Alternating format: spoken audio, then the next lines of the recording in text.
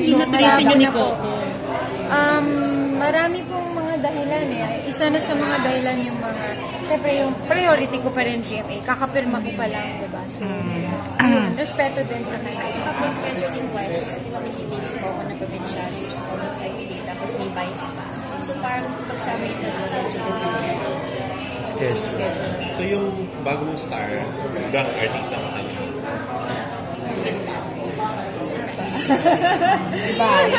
But I heard may gagawin ka din daw this year movie. na to? For next year po. Next, sabi dyan, meron parang magagawa uli ng movie ang GMA film for next year na chika na ba sa inyo yun? Parang ikaw itong...